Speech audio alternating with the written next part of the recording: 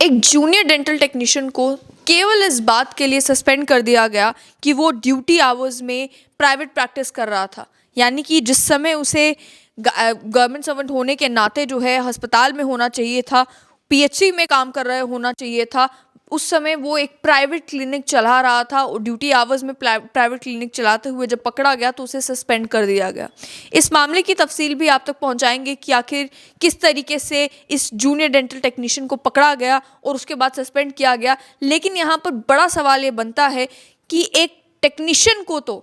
अगर वो private practice करता है ड्यूटी आवर्स में जहाँ पर उन्हें पोस्ट किया गया है वहाँ पर नहीं मिलता तो सस्पेंड कर दिया जाता है। लेकिन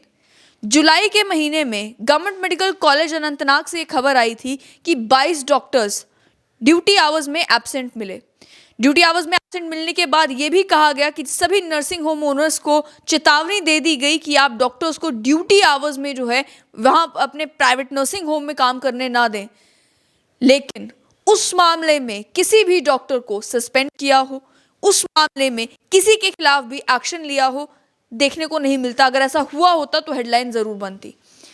गवर्नमेंट मेडिकल कॉलेज अनंतनाग में उसके बाद कई सारे ऐसे इंसिडेंट्स हुए जहां पर परिवारों ने प्रोटेस्ट किया। प्रोटेस्ट करके ये कहा कि यहाँ पर जब पेशेंट आता है तो डॉक्टर्स अवेलेबल नहीं होते, या जब डॉक्टर्स पेशेंट को देख रहे हैं तो मेडिकल नेग्लिजेंस के बहुत सारे इल्ज़ाम लगे। लेकिन उसके बावजूद भी कोई इन्वेस्टिगेशन करके कोई एक्शन लिया गया हो, ऐसे इंसिडेंट्स जो हैं वो देखने को नहीं मिलते। हुआ ये कि 22 डॉक्टर्स ऑन ड्यूटी एब्सेंट थे, लेकिन उन 22 डॉक्टर्स की डिटेल शेयर की गई हो, उन 22 डॉक्टर्स को लेकर कोई टीम कॉन्स्टिट्यूट की गई हो, उन 22 डॉक्टर्स को लेकर इन्वेस्टिगेट करके मालूम किया गया हो कि आखिर वो ड्यूटी आवर्स में कहाँ थे, कितनी देर से एब्सेंट थे, क्या वो एक ही दिन था जिस दिन सरप्राइज चेक हुआ, जिस दिन वो सभी एब्सेंट पाए गए, या उससे पहले भी ये सिलसिला चलता आया है, उसके बाद भी ये सिलसिला कंटिन्यू हुआ।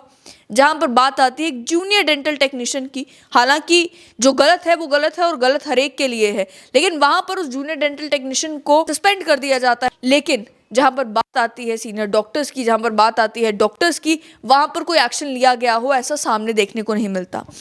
बात करेंगे इस मामले की कि डायरेक्टर हेल्थ सर्विसेज जम्मू ने, जब उन्हें ये मालूम चला कि एक junior dental technician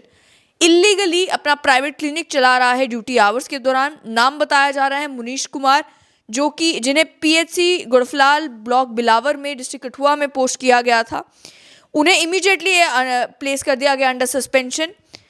rule 31(1) of J&K civil services rules 1956 के तहत ऑर्डर जारी कर दिया गया। ऑर्डर में बताया गया कि ऑफिशियल जो है वो chief medical officer Kathua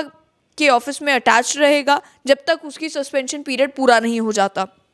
official को सस्पेंशन में इसलिए डाला गया क्योंकि एक इलीगल डेंटल क्लिनिक उन्होंने तहसील ऑफिस बिलावर के ऑपोजिट खोल कर रखा था, और जो डेंटल पेशेंट्स थे उन्हें वो जानबूझकर उन्हें गुमराह करके अपने डेंटल क्लिनिक पर लाता था और काफ़ी भारी रकम उनसे चार्ज करता था, और ड्यूटी आवर्स के दौरान वो उस डेंटल क्लिनिक में प्रैक्टिस करता था जिस पीएचसी में उसे होना चाहिए था वहाँ पर नहीं होता था। जब ये मालूम चला additional chief secretary health and medical education department Vivek Bhardwaj को, तो उन्होंने फौरन एक टीम डिप्यूट कर दी, और टीम जो है वो सिविल सेक्रेटरीट से पीएचसी गुड़फलाल बिलावर गई, जहां पर पता चला कि ऑफिशियल जो है वो ड्यूटी पे नहीं है और प्राइवेट डेंटल क्लिनिक चला रहे हैं।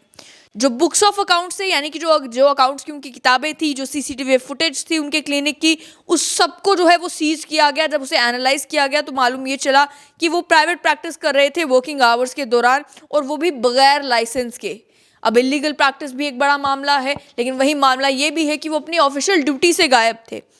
इसी के चलते जो है additional chief secretary health and medical education department ने यह भी कहा कि इस तरीके का कंडक्ट अगर गवर्नमेंट ऑफिशियल्स का होगा तो हेल्थ सेक्टर में उसे टॉलरेट नहीं किया जाएगा। स्ट्रिक्ट एक्शन ऐसे एम्प्लॉयज़ के खिलाफ लिया जाएगा जो इस तरीके की इलीगल प्राइवेट प्रैक्टिस में इंडल्ज करते हैं, वो भी वर्किंग आवर्स के दौरान। मेडिकल और पैरामेडिकल वर्कर्स को ये भी कहा कि वो इस तरीके की प्रैक्टिसेस ना करें, और साथ ही में कि अगर ऐसा देखने को मिलता है तो स्ट्रिक्ट एक्शन लिया जाएगा, एम्प्लॉयज़ को टर्मिनेट भी किया जा सकता है।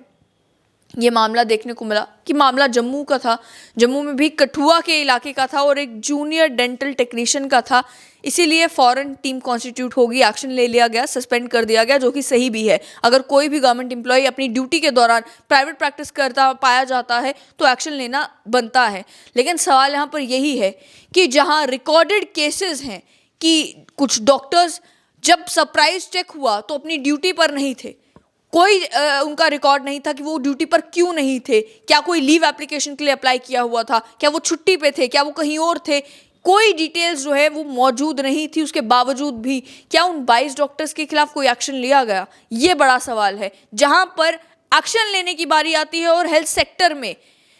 इस तरीके के बिहेवियर को टॉलरेट ना करने की बात आती है, तो टॉलरेट क्या केवल छोटे मुलाजिम के लिए नहीं किया जाएगा कि छोटा मुलाजिम हमें जो है वो चाहिए अपने अस्पताल में, अपने सीएचसी में, पीएचसी में काम करता हुआ, डॉक्टर ना भी हो तो चलेगा? क्या इस तरीके के दोहरे मापदंड चलेंगे? सवाल ये बनता है कि हेल्थ सेक्टर में ही जो बड़े उच्च अधिकारी हैं, जो एचओडीज हैं, जो डॉक्टर्स हैं, जो सीनियर डॉक्टर्स हैं, उनको लेकर आखिर हेल्थ सेक्टर में कितनी कॉन्शियसनेस है कि वो भी ऑन ड्यूटी होने चाहिए? उस मामले में भी अगर कोई नेग्लिजेंस का मामला आता है तो कितनी स्ट्रिक्टली उसे भी इन्वेस्टिगेट करने की ज़रूरत है, और कैसे इंश्योर करने की ज़रूरत है कि जब एक गरीब